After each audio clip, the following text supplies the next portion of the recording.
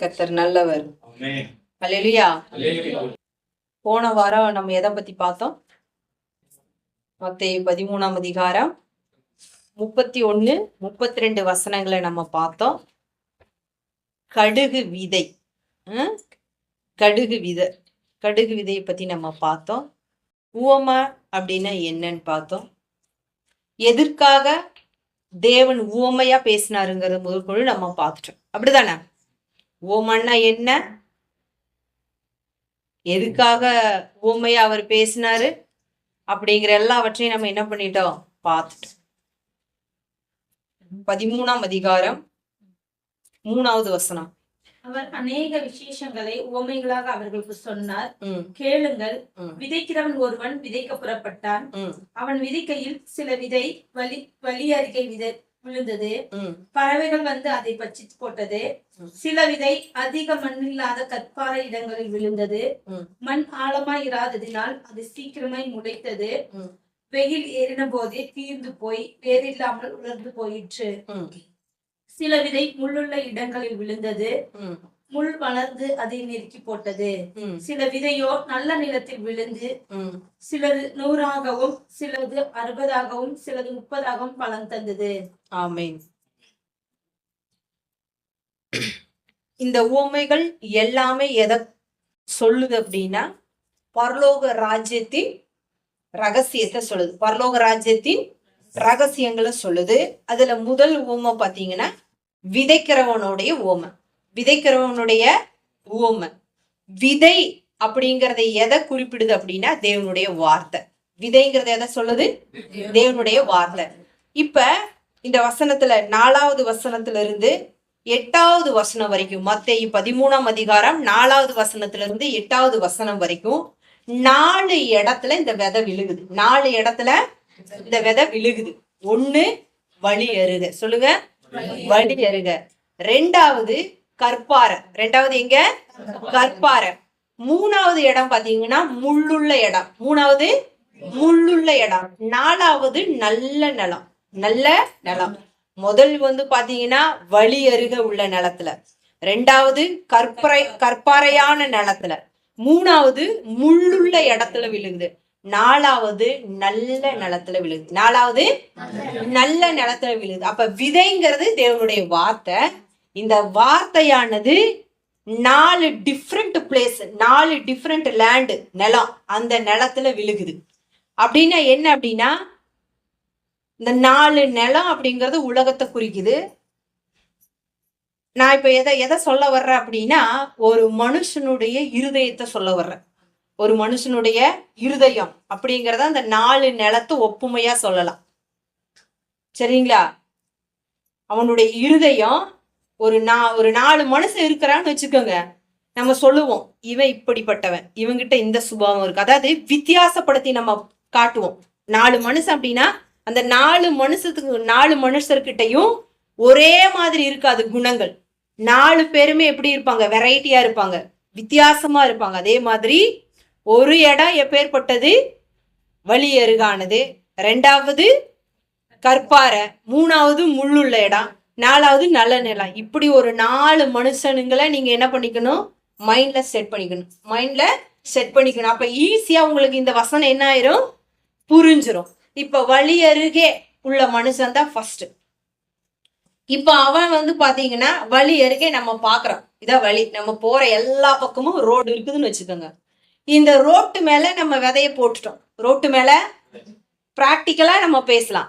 Road மேல விதைய போட்டுட்டோம் அப்படின்னா உடனே வந்து அந்த விதைய என்ன பண்ணிருதா? பொல்லாங்கன்னு வந்து எடுத்துடுறான்.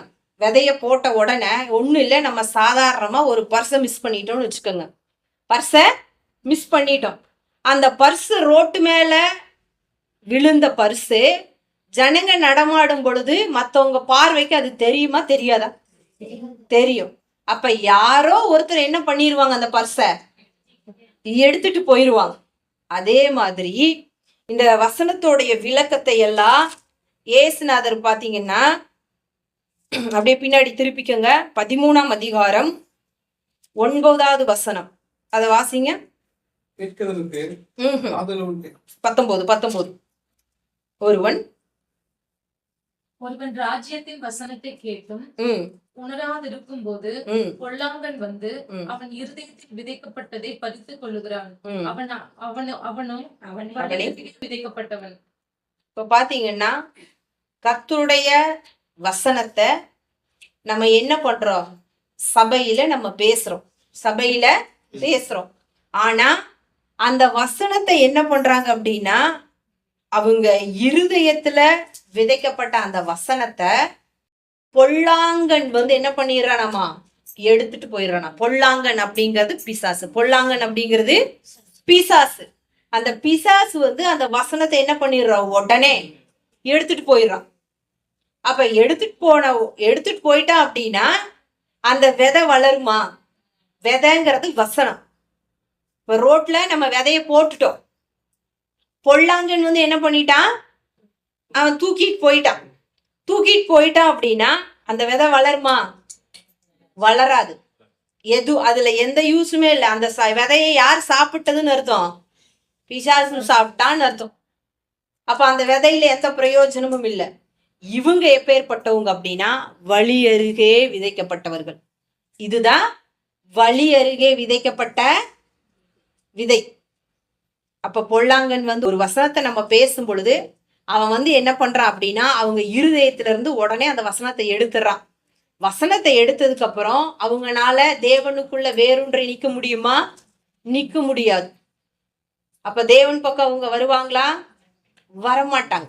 அவங்கனால வேறொன்று என்ன பண்ண முடியாது? நிக்க முடியாது. அவங்க தேவ ராஜ்யத்துக்குள்ள அவங்கனால என்ன பண்ணவே முடியாது? உட்பிரவேசிக்க முடியாது. இவங்க வழி அருகே விதைக்கப்பட்டவங்க. ஹல்லேலூயா. நம்ம ஒரு நாள் அப்படி இருக்க கூடாது. இப்ப இதுக்கு முன்னாடி நம்ம போன வாரத்துல நம்ம தியானிச்சோம். இதுக்கெல்லாம் மூல காரணம் என்ன அப்படின்னா, நம்ம கேட்கும் பொழுது வசனத்தை எப்படி கேட்கணும்? உற்சாகமா கேட்கணும். வசனத்தை உற்சாகமா கேட்கும் பொழுது, அதை எனக்கு தான் பேசுறாங்கன்னு கேட்கும் பொழுது கண்டிப்பா பிசாசு பொல்லாங்கன் வந்து நம்மளுடைய இருதயத்துல இருந்து அந்த வசனத்தை என்ன பண்ணவே முடியாது? எடுக்க முடியாது. ஏன்? நம்ம கேட்கும் பொழுது இது எனக்குத்தான் அப்படிங்கிற வாஞ்சையோட கேட்கிறோம். அப்ப கண்டிப்பா அது என்ன ஆகும்? பலன் தரும். அப்ப ரெண்டாவது கற்பாறை இடங்களில் விதைக்கப்பட்டவன். ரெண்டாவது இடம் என்ன அப்படின்னா கற்பாறை நிலம். அதோட விளக்கத்தை கொடுக்கிறாரு பாருங்க. 20வது வசனத்தை வாசிங்க. கற்பாறை இடங்களில் விதைக்கப்பட்டவன் வசனத்தை கேட்டு உடனே அதை சந்தோஷத்தோடு ஏற்றுக்கொள்கிறவன். ஆகிலும் தனக்குள்ளே வேறில்லாததனால் கொஞ்ச காலம் மாத்திரம் நிலைத்திருப்பான். வசனத்தின் நிமித்தம் உபத்திரவமும் துன்பமும் உண்டான உடனே இடரல் அடைவான். போதுங்க. இப்ப கற்பனை பண்ணுங்க. ஒரு கற்பாறை இருக்குது, அதுக்குள்ள நீங்க கொண்டு போய் ஒரு விதைய போடுறீங்க. விதைய போடும் பொழுது அது கொஞ்ச நாள் தான் என்ன பண்ணும்? லைட்டா கொஞ்சம் மண் இருக்கும். அந்த மண்ணுடைய வேர்ல அது என்ன ஆகும் அப்படின்னா கொஞ்ச நாள் வரும். மறுபடியும் இந்த வெயில் எல்லாம் சூடு ஏற ஏற ஏற ஏற அந்த விதை என்ன பண்ணிரும்? ஆட்டோமேட்டிக்கா செத்து போயிடும். அப்ப நம்ம சபையிலே இருந்தாலும் கர்த்தருக்குள்ளேயே இருந்தாலும் அங்க என்ன சொல்றது அப்படின்னா, ஆகிலும் தனக்குள்ளே வேறில்லாதவனாய் கொஞ்ச காலம் மாத்திரம் நிலைத்திருப்பான். வசனத்தின் நிமித்தமும் உபத்திரவத்தின் நிமித்தமும் துன்பம் உண்டான உடனே இடரல் அடைவான். அப்ப அந்த கற்பாறை நிலத்துல விதைக்கப்பட்ட விதை பாத்தீங்கன்னா சபைக்குள்ளேயே இருந்தாலும் நம்மளுடைய இருதய கரெக்டா தேவனுடைய வார்த்தையை கேட்காம அதெல்லாம் நம்ம ஃபாலோ பண்ணாம இருக்கும் பொழுது உலக கவலைகள் எல்லாம் வரும். கடன் பிரச்சனைங்கிற ஒரு கவலை, அடிக்கடி ஒரு மருத்துவ செலவுங்கிற கவலை, ஏண்டா இதெல்லாம் நமக்குள்ள இப்படி நடக்குதுங்கிற கவலை எல்லாம் வரும் பொழுது, தேவையில்லாத எல்லா கவலைகள், மற்றவங்களை நம்ம பார்க்கும் பொழுது வர்ற எல்லா கவலைகளும் வரும் பொழுது நம்ம ஏற்கனவே எப்படி இருக்கோம்? வேறு இல்லாம இருக்கிறோம். ஏன்? கற்பாறை தான் இருக்குது சுத்தி, நம்மளை சுத்தி. அப்ப அந்த உள்ள விதை போய் உள்ள போய் ஆழமா அது தன்னுடைய அந்த வேர்களை விடுறதுக்கு அதுக்கு வசதி இல்லை. அப்ப வசதி இல்லாத நேரத்துல இந்த மாதிரி பாடுகள், பலவீனங்கள், வியாதிகள், உபத்திரவங்கள் வரும் பொழுது அது வேர் இல்லாதனால அந்த விதை என்ன பண்ணிரும்? செத்து போயிரும். நிலைச்சிருக்க முடியாது கர்த்தருக்குள்ள. இந்த நிலை எப்பேற்பட்ட நிலை அப்படின்னா, இதுதான் கற்பாறையில விதைக்கப்பட்ட அந்த விதையோடைய சூழ்நிலை. ஹல்லேலூயா. மூன்றாவது தேவன் ஒரு காரியத்தை சொல்றாரு. முள்ளுள்ள இடங்களில், அதை வாசிங்க. 22வது வசனம். உள்ளுள்ள இடங்களில் விதைக்கப்பட்டவன் வசனத்தை கேட்கிறவனாய் இருந்தும் உலக கவலையும் ஐஸ்வர்யத்தின் மயக்கமும் வசனத்தை நெருக்கி போடுகிறதினால் அவனும் பயனற்று போனான். போதுங்க. முள்ளுள்ள இடம். இப்ப முள்ளுள்ள இடம் அதுல பாத்தீங்கன்னா முள்ளும் இருக்குது, நல்லதும் இருக்குது. முள்ளுள்ள இடம். அப்ப அந்த இடம் சுத்தி பாத்தீங்கன்னா முள்ளு இருக்குது. அப்ப அந்த இடத்துல நம்ம என்ன பண்றோம்னா வசனத்தை விதைக்கிறோம். விதைக்கும் பொழுது அது என்ன ஆகுது அப்படின்னு பாத்தீங்கன்னா விதையும் வளருது, முள்ளும் வளருது. விதையும் வளருது, முள்ளும் வளருது. அப்ப அந்த கரெக்டான வளர்ச்சி இருக்குமா அப்படின்னு பாத்தீங்கன்னா வளர்ச்சி இருக்காது. அவங்க என்ன ஆவாங்க அப்படின்னு பாத்தீங்கன்னா உலக கவலை, அவங்களுக்கு பாருங்க, உலக கவலை, ஐஸ்வர்யத்தின் மயக்கம். அது பாத்தீங்கன்னா நமக்குள்ள வசனமே இருந்தாலும் அந்த எல்லாம் கவலை, உலக கவலை, ஐஸ்வர்யத்தின் மயக்கம் எல்லாமே அது வசனத்தையே நெருக்கி போட்டுருமாமா. வசனத்தையே நெருக்கி போட்டுரும். அப்ப அவனுக்கும் எந்த பலனும் இல்லை. நாலாவது ஒரு இடம் நல்ல நிலம். அதே பேர்பட்ட நிலம் நல்ல நிலம். இந்த நல்ல நிலத்துல நம்ம விதைய போடும் பொழுது அது பாத்தீங்கன்னா 100 மடங்கு பலனை தருது. நம்ம என்ன ஒரு விவசாயி என்ன நினைக்கிறானோ அவன் இந்த தடவை நம்ம ஒரு நெல் இந்த ஏக்கர்ல இத்தனை பரப்புல நம்ம இவ்வளவு விதைச்சிருக்கிறோம், இத்தனை மூட்டை நெல் வரும்னு அவன் ஒரு கால்குலேஷன், ஒரு எஸ்டிமேட் போட்டான் அப்படின்னா கண்டிப்பா அந்த தடவை விவசாயம் அப்படி வரும். அல்லேலூயா. ஈசாக்கு பாத்தீங்கன்னா பஞ்ச காலத்துல விதைச்சான். ஈசாக்கு பஞ்ச காலத்துல விதைச்சான். கர்த்தர் பாத்தீங்கன்னா அவனுக்கு 100 மடங்கு பலனை தந்தாராம். 100 மடங்கு பலனை தந்தாராம். ஏன் 100 மடங்கு பலனை தந்தாராம்? கர்த்தர் சொல்றாரு, அவன் ஒரு பஞ்சகாலம் வந்துருச்சு, அவன் ஒரு தேசத்துக்கு போகலான்னு என்ன பண்ணிட்டான், முடிவு பண்ணிட்டான். ஆனா தேவன் என்ன சொல்றாரு அப்படின்னா, நீ அங்க போகாத, இந்த தேசத்திலேயே இருங்கிறாரு. அப்படின்னா அவன் தேவனுடைய வார்த்தைக்கு கீழ்ப்படிஞ்சு அதை கேட்டான். தேவனுடைய வார்த்தைக்கு கீழ்ப்படிஞ்சு கேட்டான். இப்ப இயேசுநாதர் இதுக்கு முன்னாடி இவங்களுக்கு ஊமைகளா சொல்லும் பொழுது இவரை ஒரு வார்த்தை சொல்றாரு. அதாவது கேட்கிறதுக்கு காதுள்ளவன் கேட்க கடவன், கேட்கிறதுக்கு காதுள்ளவன் கேட்க கடவன். இப்ப இதெல்லாம் இந்த வழி அருக முள்ளுள்ள இடம், கற்பாறையான இடம், நல்ல நிலம், இவங்களுக்கெல்லாம் ஏன் குறைவு வந்தது? நல்ல நிலத்துல மட்டும்தான் 100% விளைச்சல் உண்டானுச்சு. மற்ற எல்லா வழி அருகே கட்பாறை முள்ளுள்ள இடங்கள்ல எல்லாம் குறைச்சலாதான் அவங்களுக்கு என்ன ஆயிடுச்சு வந்துச்சு. ஒரு விவசாயத்துல ஒரு நல்ல ஒரு இது வரல, அவங்களுக்கு செழிப்பு வரல, கொஞ்சம் குறைச்சல்ல தான் வந்துச்சு அவங்களுக்கு. இப்போ வாழையெல்லாம் நம்ம போட்டாலுமே இந்த தடவை எப்படி நீங்க அறுவடை எல்லாம் செஞ்சீங்க அப்படின்னா போன தடவை மாதிரி எல்லாம் இல்லைங்க, இந்த தடவை அதிகமா ரொம்ப நஷ்டத்துல போயிடுச்சு அப்படிம்பாங்க. அப்ப இந்த 3 நிலங்கள்லயும் ஏன் இவ்வளவு பிரச்சனை அப்படின்னா அவங்க கேட்கறதுல அஜாக்கிரதையா இருந்தாங்க. அதனாலதான் இயேசுநாதர் சொல்றாரு, கேட்கறதுக்கு காதுள்ளவன் கேட்க கடவன். அப்ப கேட்கறதுல, கர்த்தருடைய வார்த்தையை கேட்கறதுல நம்ம எப்படி இருக்கணும்னா ஜாக்கிரதையா இருக்கணும். தேவன் நம்மளை நோக்கிதான் இதெல்லாம் பேசுறாருங்கிற உணர்வோடு கூட நம்ம என்ன பண்ணணும், கர்த்தருடைய வார்த்தைய கேட்கணும். இதுல மேல் வசனத்துல மத்தேயு 13:12 பாருங்க, ஒரு வசனம் சொல்லுது, உள்ளவன் எவனோ அவனுக்கு கொடுக்கப்படும், பரிபூரணமும் அடைவான், இல்லாதவன் எவனோ அவனிடத்தில் உள்ளதும் எடுத்துக்கொள்ளப்படும். உள்ளவன் எவனோ, எனக்கு ரொம்ப நாளா இந்த இதுக்கு இது என்னது உள்ளவன் எவனோ அப்படின்னு. அப்புறம் நானே யோசிக்கும் பொழுது சொன்னார், ஆண்டவர் சொன்னாரு, உள்ளவன், காதுள்ளவன், சொல்லுங்க, காதுள்ளவன் எவனோ அவனுக்கு கொடுக்கப்படும், அவன் பரிபூரணமும் அடைவான்.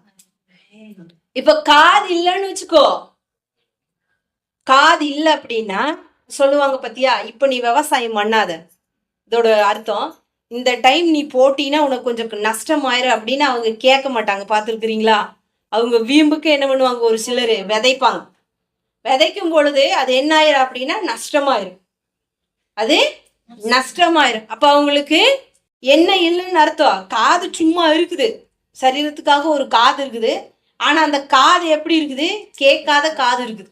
கேட்காத காது, செவிட்டு காது. அதான் இல்லாதவன் எவனோ, காது இல்லாதவன் எவனோ அவனிடத்தில் உள்ளதும் எடுத்துக்கொள்ளப்படும். அவன் என்ன பண்ணியிருப்பான், கொஞ்சம் வச்சிருப்பான், அவனுடைய தேவைக்குன்னு வச்சிருப்பான். இந்த தடவை விவசாயம் பண்ணும்போது அது நஷ்டம் ஆயிடுச்சுன்னா அவன்கிட்ட ஏற்கனவே இருந்தது என்னவாயிரும்? இல்லாம போயிரும். அதுதான். அப்ப காது உள்ளவன் எவனோ அவனுக்கு கொடுக்கப்படும், அவன் பரிபூரணமும் அடைவான். இல்லாதவன், காது இல்லாதவன் எவனோ அவனுக்கு இருக்கிறது இல்லாம போயிடும். புரிஞ்சுதா? அப்படின்னா எதுவா இருந்தாலும் நம்ம தேவனுடைய வார்த்தையின்படி நம்ம அதை என்ன பண்ணணும்? செய்யணும். அநேக தீர்க்கதரிசிகள், ஊழியக்காரவங்களெல்லாம் சொல்லுவாங்க, ஆலோசனைகள் சொல்லுவாங்க. அப்ப அந்த ஆலோசனைக்கு நம்ம என்ன பண்ணணும்? என்னைக்குமே செவி கொடுக்கணும், கீழ்ப்படியணும். அப்ப ஏன் அப்படின்னா, ஏன் அவங்களுடைய வார்த்தைகளுக்கு நம்ம கீழ்ப்படியணும், செவி கொடுக்கணும் அப்படின்னா, அவங்களுடைய அனுபவத்துல அது சொல்றாங்க. வயசானவங்க சொல்றாங்க இல்லையா? இன்னைக்கும் கூட ஒரு பாட்டி உட்கார்ந்துட்டு ஒரு பொண்ணு நின்றுட்டு இருந்தது. என்ன சொல்றாங்க? பஸ்ல நிற்கும் போது ஷாலெல்லாம் கட்டிட்டு நில்லுமா, ஷாலெல்லாம் என்ன பண்ண கட்டிட்டு நில்லு. ஏன் அப்படின்னா, இந்த சால் பறந்து போன மாசத்துல ஏதோ விபத்து நடந்துச்சான். சால் பறக்குதுன்னு இந்த பிள்ளையும் போகும்போது ஆக்சிடென்ட் ஆகி ஸ்பாட்லயே அவுட்டாங்க. புரியுதா? இந்த இப்போ வர்ற பஸ்ல அவங்க அந்த பொண்ணு காதுல கேட்கல, அவங்க எங்கிட்ட சொல்லிட்டு வர்றாங்க. அது கேட்காதனால அவங்க என்ன பண்ணிட்டு இருக்கிறாங்க?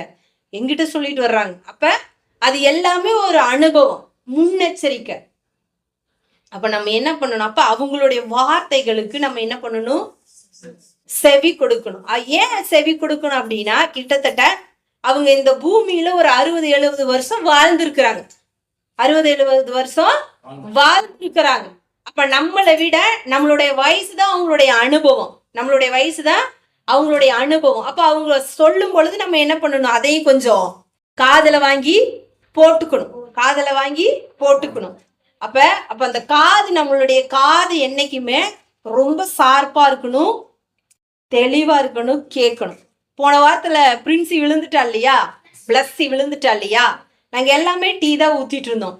ஆனா அவங்க அம்மாவுக்கு மட்டும் இவளோட சத்தம் கேட்டிருக்குது, மாடியில இருந்து விழுந்த சத்தம். இதுல நிறைய பேர் நின்றுட்டு இருந்தோம். புரியுதா? நானும் நின்றுட்டு இருந்தேன். ஆனா எனக்கு ஒண்ணு கேட்கல, என்ன ஓடுறாங்கன்னு அப்புறம் தான் எனக்கு. ஏன் அப்படின்னா, அப்ப நான் என்ன சொல்ல வர்றேன் அப்படின்னா, பிள்ளைகளுடைய சத்தம் கேக்குதா இல்லையா? அப்ப அவளுடைய சத்தம் எனக்கு கேட்கல, அங்க இருந்த யாருக்குமே கேட்கல. இவ ரத்தத்தோட வரும் பொழுதுதான் இப்படி ஆயிடுச்சான். அப்ப காது நமக்கு எப்பயுமே எப்படி இருக்கணும்? ஷார்ப்பா இருக்கணும். யாரு பேசுறாங்க, எங்க ஜானு 4 பேர் பேசினாலும் கவனிச்சுட்டு இருப்பான்.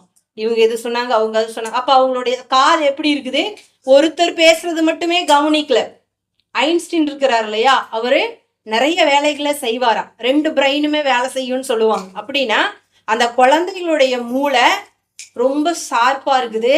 அவங்களுடைய காது யாரு எது சொன்னாலும் கவனிக்குதுன்னு அர்த்தம். காலையில இருந்து ஒரு 10 மிஸ் கிளாஸ்ல என்ன சொன்னாலும் நீங்க கேட்டீங்கன்னா அவங்க சொல்லுவாங்க, இந்த மிஸ் இப்படி பேசினாங்க, இந்த மிஸ் இதை சொன்னாங்க. அப்ப அவங்களுடைய காது எப்படி இருக்குதுங்க? எல்லாருடைய வார்த்தைகளையும் கவனிக்கிற காதா இருக்குது. அப்ப சபைக்கு வரக்கூடிய நம்ம என்ன பண்ணணும் அப்படின்னா, எதை கவனிக்கிறீங்களோ இல்லையோ, கர்த்தருடைய வார்த்தையை நம்ம என்ன பண்ணணும்? கவனிக்கணும். கர்த்தருடைய வார்த்தைய கவனிக்கணும். நம்ம என்னைக்குமே அந்த வழி அருகே விதைக்கப்பட்ட நிலமா இருக்கக்கூடாது, அந்த முள்ளுள்ள இடத்துல விதைக்கப்பட்ட நிலமா இருக்கக்கூடாது, அந்த கற்பாறையில விதைக்கப்பட்ட நிலமா இருக்கக்கூடாது. நம்ம நல்ல நிலத்துல விதைக்கப்பட்ட விதையா இருக்கணும். அப்படி இருந்தா தான் அந்த 100 மடங்கு ஆசீர்வாதம் உண்டாகும். அந்த 3 நிலத்திலையும் பாருங்க, ஒன்னு 30, இன்னொன்னு 60. அப்படித்தான் என்ன பண்ணுச்சுன்னா விளைச்சல் உண்டானுச்சு. அப்படின்னா என்ன, அவங்க இன்னும் நல்லா கரெக்டா கேட்டிருந்தாங்க கூட அவங்க அந்த நிலத்தினால 100 மடங்கு பலனை என்ன பண்ணிருக்க முடியும்? கொடுத்துருக்க முடியும். அப்ப அவங்க கேட்கறதுல எப்படி இருக்கிறாங்க? மந்தமா இருக்கிறாங்க. கேட்கறதுல மந்தமா இருக்கிறாங்க, அஜாக்கிரதையா இருக்கிறாங்க, கீழ்ப்படியாம இருக்கிறாங்க. அவங்க கீழ்ப்படியாதனாலதான் அவங்க கேட்கறதுலயுமே எப்படி இருக்கிறாங்கன்னு அர்த்தம்? அஜாக்கிரதையா இருக்கிறாங்க. கேட்கறதுலயுமே அஜாக்கிரதையா இருக்கிறாங்க. விதை அப்படிங்கறது அப்ப கர்த்தருடைய வசனம். அப்ப கர்த்தருடைய வசனத்தை நம்ம கேட்கறதுல என்னைக்குமே நம்ம எப்படி இருக்கக்கூடாது? அஜாக்கிரதையா இருக்கக்கூடாது. ஹல்லேலூயா. ஏன்? நம்ம விதைக்கிறவர் மனுஷகுமாரன். அந்த வார்த்தையை விதைக்கிறவர் யாருங்க? மனுஷகுமாரன். இப்ப இந்த விதைய சீசர்களிடத்துல பேசிட்டு இருக்கிறது யாரு? மனுஷகுமாரனாகி இயேசு கிறிஸ்து அவரு பேசிட்டு இருக்கிறாரு. அப்ப அங்க வந்த திரள் கூட்ட ஜனங்களுக்கெல்லாம் அவரு ஊமையா பேசுறாரு. சீசர்களிடத்துலதான் அந்த பரலோக ராஜ்யத்தின் ரகசியத்தை சொல்றாரு. அப்படின்னா சீசர்கள் எவ்வளவு விசேஷமானவர்கள். அப்ப இந்த சபைக்கு வர்ற நாம எவ்வளவு விசேஷமானவர்கள். அப்ப நம்ம விசேஷமானவர்கள்னாலதான் கர்த்தர் நம்மளிடத்துல அந்த வார்த்தையை பேசிட்டு இருக்கிறாரு. அப்ப கர்த்தருடைய வார்த்தை நம்ம என்ன பண்ணணும்? நல்ல நலமா இருந்து அந்த விதையை அப்படியே பிடிச்சுக்கணும். அப்ப பிடிச்சிட்டு இருக்கும் பொழுது நம்மளுடைய நிலத்துல 100 மடங்கு பலனை கொடுக்கிறவர் அவர் தான். நீ நைட்ல படுக்க போகும் பொழுது தண்ணீர்ல விதைய போட்டு அந்த ஒரு நாள் இரவு போதுமாமா அந்த விதை வளர்றதுக்கு. அடுத்த நாள் போகும் பொழுது அது என்ன ஆகும்? ஒன்றும் இல்லை, அந்த சின்ன சின்ன செடிகள் எல்லாம் பாருங்க, நம்ம பச்சை பயிரெல்லாம் சாப்பிட்றோம் இல்லையா, அதெல்லாம் போட்டு ஒரு ஈரத்துணியில கட்டி வச்சா அடுத்த நாளே முளைப்பு வந்துருங்க. ஒரு நாள் இரவுலயே வந்துருது, முளைப்பு வந்துடும். சின்னதா எடுத்து நம்ம பார்க்கும் பொழுது அதுதான் குழந்தைங்களுக்கு என்ன சொல்றாங்க? நல்ல சத்தான ஆகாரம்னு சொல்றாங்க, அதை கொடுங்க அப்படிங்கிறாங்க. இப்ப கர்த்தர் எவ்வளவு விசேஷ விதமா அந்த விதையெல்லாம் உண்டாக்கி வச்சிருக்கிறாரு பாருங்க. இப்ப நம்ம அந்த இரவு தூங்கும் பொழுது அதை என்ன பண்ணிடணும்? போட்டுறணும். அதே மாதிரி தேவன் நமக்குள்ள அந்த விதைய விதைக்கும் பொழுது அதை நம்ம என்ன பண்ணிடக்கூடாது? அசால்ட்டா அதை ஒதுக்கிடக்கூடாது. விதைக்கிறவர் மனுஷகுமாரன், விதைங்கிறது கர்த்தருடைய வார்த்தை. அப்ப நம்ம கர்த்தருடைய வார்த்தையை அஜாக்கிரதையா நம்ம கேட்டோம் அப்படின்னா அந்த முன்னாடி இருந்த 3 நிலம் மாதிரி ஆயிரும் நம்முடைய வாழ்க்கை. முன்னாடி இருந்த 3 நிலம் மாதிரி ஆயிரும். என்ன? வழியரக முள்ளுள்ள கற்பாறை, இந்த மாதிரி நிலமா நம்ம என்னைக்குமே இருக்கக்கூடாது. நம்ம எப்பயுமே நல்ல நிலமா இருக்கணும். ஹல்லேலூயா.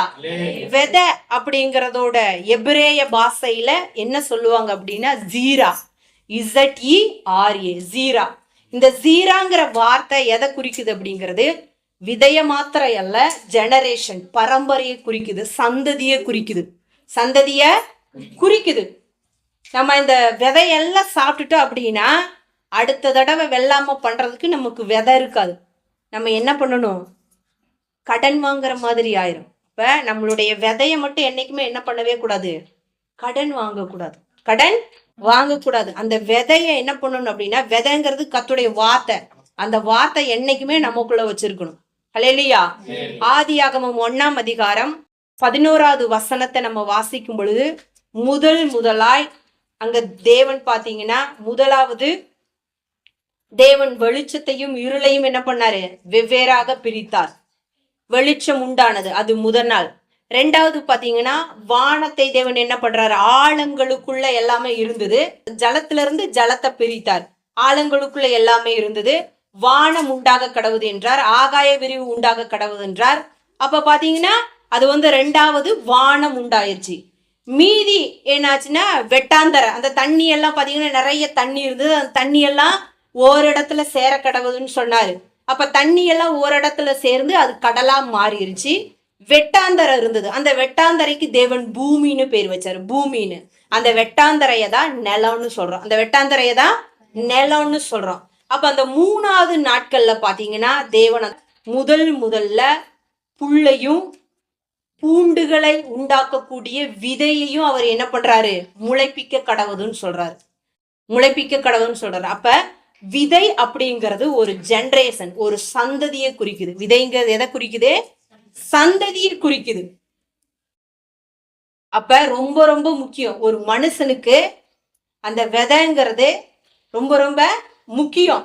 சாப்பிட்றதுக்கு உண்டான எல்லாவற்றையும் தேவன் என்ன பண்றாரு அப்படின்னா அந்த 3வது நாள் சிருஷ்டிக்கிறாரு. விதையை எத்தனாவது நாள் சிருஷ்டிக்கிறாரு? 3வது நாள். எதுக்கு அது? உங்களுக்கு ஆகாரமா இருக்க கடவுதுன்னு சொல்றாரு. யாருக்கு? மனுஷனுக்கு. அதுக்கப்புறம் தான் ஆகாரத்தை எல்லாம் உண்டாக்குனதுக்கு அப்புறம் தான் 6வது நாள் தேவன் மனுஷனையே உண்டாக்குறாரு. 6வது நாள் தேவன் மனுஷனையே உண்டாக்குறாரு.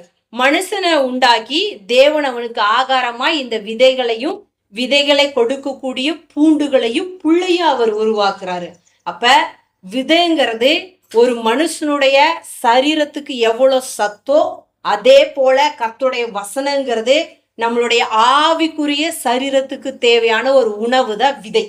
அதுதான் என்ன அப்படின்னா கர்த்தருடைய வார்த்தை. அப்ப முதல் மனுஷன் ஆதாம தேவன் உண்டாக்கி என்ன பண்றாரு?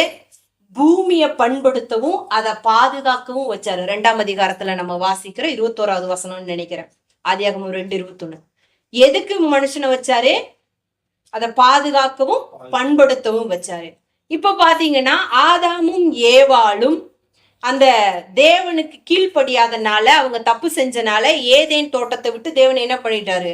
அவங்கள வெளியே அனுப்பிச்சிட்டாரு. இப்ப 4வது அதிகாரம், ஆதியாகமம் 4ஆம் அதிகாரத்துல ஆதாம் ஏவாளை அறிந்த பின்பு அவனுக்கு ஒரு மகனை தேவன் கொடுக்கிறாரு. கர்த்தரால பெற்றேன் அப்படின்னு சொல்லிட்டு அவனுக்கு காயின்னு பேரிடுறான். ஹல்லேலூயா. இந்த காயினுடைய வேலையும் என்ன வேலை அப்படின்னா, அவன் நிலத்தை பயிரிடுகிறவனா இருந்தான். நிலத்தை பயிரிடுகிறவனா இருந்தான். அப்ப முதல்ல இந்த பூமியில மனுஷனுக்கு கொடுக்கப்பட்ட வேலை என்ன அப்படின்னா, நிலத்தை பயிரிடணும், நிலத்தை பண்படுத்தணும், நிலத்தை பாதுகாக்கணும், அவனுக்கு தேவையான உணவுகளை அவன் தயாரிக்கணும். அப்ப என்ன வேலை ரொம்ப ரொம்ப முக்கியமானது? விதைய பாதுகாக்கிறது, அந்த சீடை பாதுகாக்கிறது அவனுக்கு ரொம்ப ரொம்ப முக்கியமான வேலையா இருந்தது. அந்த வேலைக்கு தான் அவங்கள வச்சாங்க. கர்த்தருடைய வார்த்தைக்கு அவங்க 2 பேரும் என்ன பண்ணல? கீழ்ப்படியல, செவி கொடுக்கல. அப்ப கர்த்தருடைய வார்த்தைங்கிறது ரொம்ப ரொம்ப முக்கியம். ஏன் செவி கொடுக்கல அப்படின்னா அவங்க கீழ்ப்படியல. அவங்க கீழ்ப்படியாதனாலதான் செவி கொடுக்கல. ஒருவேளை செவி கொடுத்திருந்தாங்க அப்படின்னா கண்டிப்பா என்ன பண்ணிருப்பாங்க? கீழ்ப்படிஞ்சிருப்பாங்க. இப்ப இந்த ஏவாள் என்ன பண்றா? இந்த சாத்தானோடய பேசிட்டே இருந்தனால கர்ப்பம் தரிச்சு யார பெற்றெடுக்கிறா? காயினை பெற்றெடுக்கிறா. இந்த காயின் என்ன பண்றான்னா தேவனுக்கு காணிக்கை கொண்டு போறான், ஆபேலும் கொண்டு போறான். ஆனா தேவன் யாருடைய காணிக்கை அங்கீகரிச்சதுன்னா ஆபேலுடைய காணிக்கை அங்கீகரிச்சாங்க.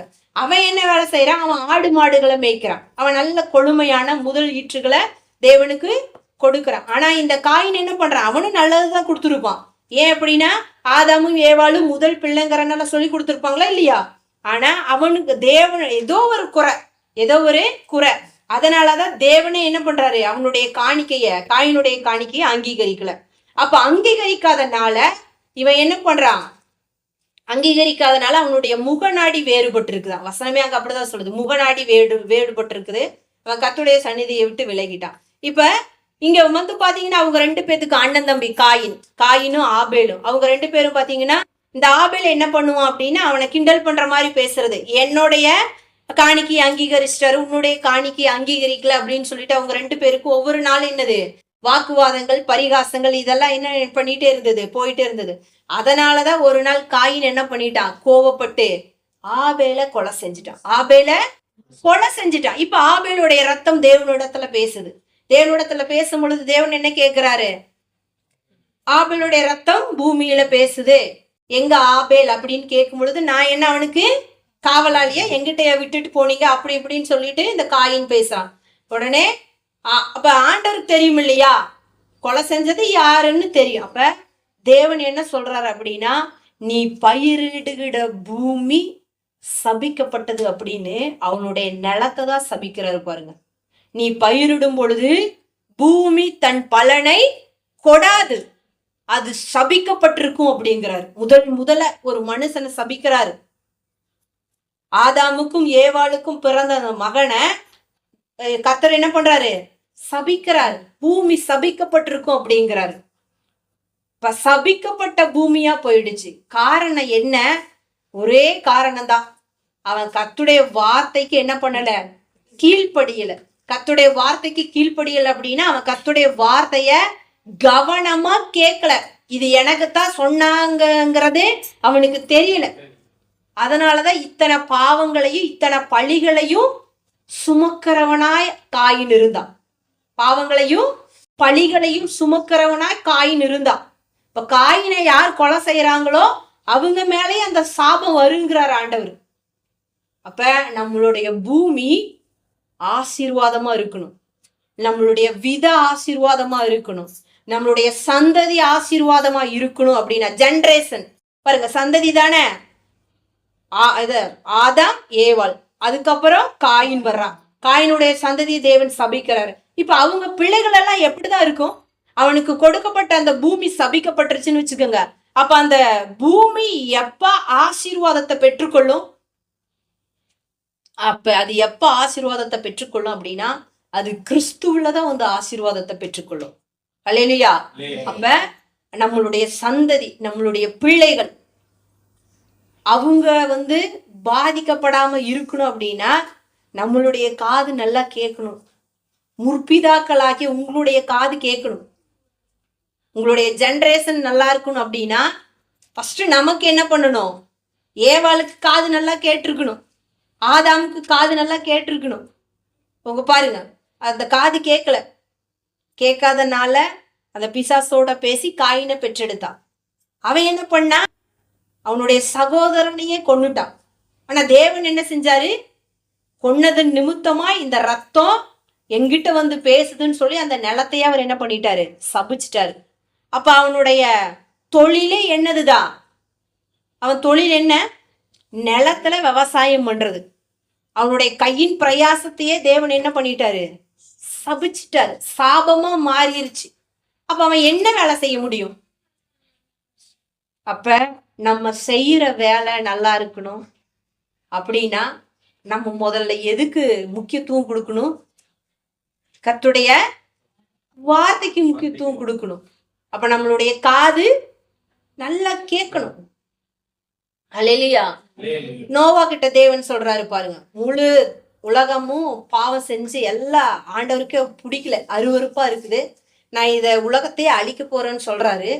சொல்லிட்டு நீ என் பார்வைக்கு நீ மட்டும் நீதிமானா இருக்கிற, அதனால உன் பிள்ளைக உன் மனைவி எல்லாம் கூட்டிட்டு நீ இந்த பேழைக்குள்ள போயிரு அப்படிங்கிறாரு. அதுக்கு முன்னாடி அவர் என்ன சொல்றாரு அப்படின்னா, ஆதியாகமம் 6ஆம் அதிகாரம் 21வது வசனத்துல, உனக்கு தேவையான எல்லாத்தையும் போஜன பதார்த்தங்களை எடுத்துட்டு நீ உள்ள போயிருங்கிறார். உனக்கு தேவையான எல்லாத்தையுமே. இப்ப ஏற்கனவே பூமியில எல்லாமே இருக்குது, மறுபடியும் தேவன் என்ன பண்றாரு? பூமிய அழிக்க போறாரு. 40 நாள் மழை பெய்ய போகுது அப்படின்னா எல்லாமே அழிஞ்சிரும், முழு உலகமுமே அழிஞ்சிரும். அப்படிங்கும் பொழுது சீடெல்லாம் என்ன பண்ணும்? விதையெல்லாம் என்ன பண்ணும்? அவன் கண்டிப்பா அந்த விதையெல்லாம் என்ன பண்ணணும்? பாதுகாக்கணும். அப்படின்னா அவன் என்ன பண்ணியிருப்பான்? அவனுக்கு தேவையான எல்லா விதைகளையும் எடுத்துட்டு போயிருப்பான் பேழைக்குள்ள. எதுக்கு? மழை பெஞ்சு எல்லாம் விட்டதுக்கு அப்புறம் அவன் விவசாயம் பண்ணணும். அப்ப அவனுக்கு என்ன தேவை? விதை தேவை. புரியுதா நான் சொல்ல வர்றது? உங்களுக்கு புரியுதா? விதைங்கிறது தேவை.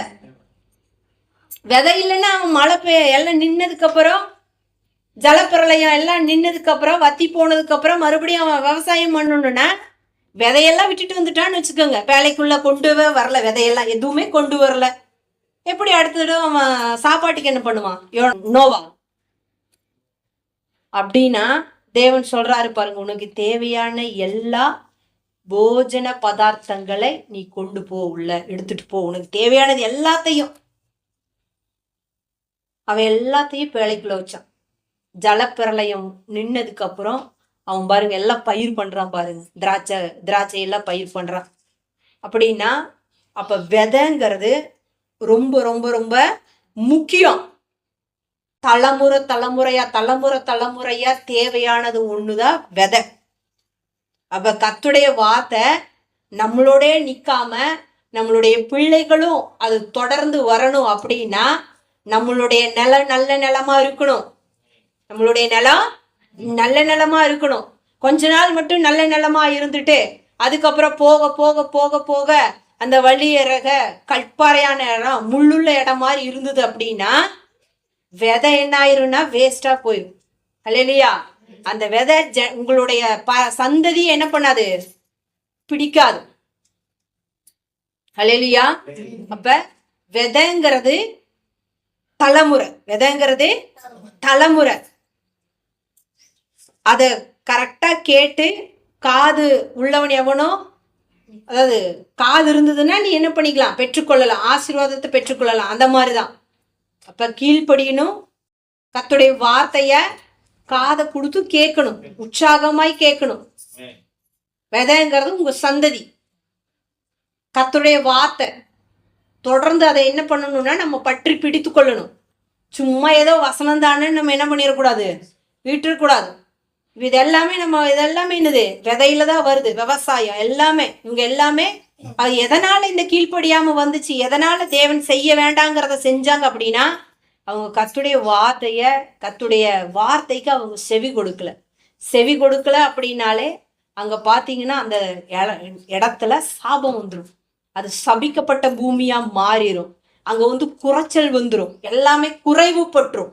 இப்ப கர்த்தருடைய வார்த்தையை நம்ம என்ன பண்ணணும், உற்சாகமா கேட்கணும். கர்த்தருடைய வார்த்தைய உற்சாகமா கேட்கணும். பிள்ளைகளுக்கும் என்ன பண்ணணும், கர்த்தருடைய வார்த்தைய சொல்லி கொடுக்கணும். நீங்க சொல்லி கொடுக்கதான் அவங்க என்ன பண்ணுவாங்க அப்படின்னா கர்த்தருடைய வார்த்தைக்குள்ள வளருவாங்க. அவங்க பலப்படுத்தும் அந்த வார்த்தை. அது இல்லை அப்படின்னா அவங்க என்ன பண்ணிடுவாங்க அப்படின்னா திடனற்று போயிடுவாங்க, பலனற்று போயிடுவாங்க, வேஸ்ட் ஆயிரும். அல்லேலூயா. அதனால கர்த்தருடைய வார்த்தை நம்ம உற்சாகமா கேட்கணும். ஈசாக்கு மாதிரி பஞ்சகாலம் வந்தாலும் கர்த்தர் சொல்லிட்டாரு விதை அப்படின்னா நம்ம விதைக்கும் பொழுது 100 மடங்கு பலன் அவர் என்ன பண்ணுவாரு, கண்டிப்பா தருவார். பலனை கொடுக்கிறவரே அவர் தான். விதைக்க வேண்டியது நம்மளுடைய வேலை. ஹல்லேலூயா. அதனால இரவுல தூங்கி எப்படி காலையில அந்த விதை உயிரடைஞ்சு செடியாவோ மரமாவோ வந்துருதோ, அதே போல கர்த்தருடைய வசனமும் ஆசீர்வாதத்தை கொண்டு வந்துடும். கர்த்தருடைய வசனமும் ஆசீர்வாதத்தை கொண்டு வரும். அதுக்கு அவர் என்ன பண்ணுவாரு, அதுல உண்மை உள்ளவரா இருப்பாரு. அப்ப ஒரு நாள் நம்ம அந்த வழி அருகையிலையோ முள்ளுள்ள இடத்துலையோ கற்பார நிலமாவோ நம்ம இருக்கக்கூடாது. நம்மளுடைய நிலம் நல்ல நிலமா இருந்தா 30ல் 60ல் 100% முழுமையான ஆசீர்வாதத்தை கொடுக்க அவர் வல்லவரா இருக்கிறாரு. அல்லேலூயா. இந்த 3 நிலமா நம்ம என்ன பண்ணவே கூடாது, என்னைக்குமே இருக்கக்கூடாது. நம்ம கர்த்தருடைய சமூகத்துல கர்த்தருடைய பார்வையில எப்பொழுதும் நல்ல நிலமா இருக்கணும்.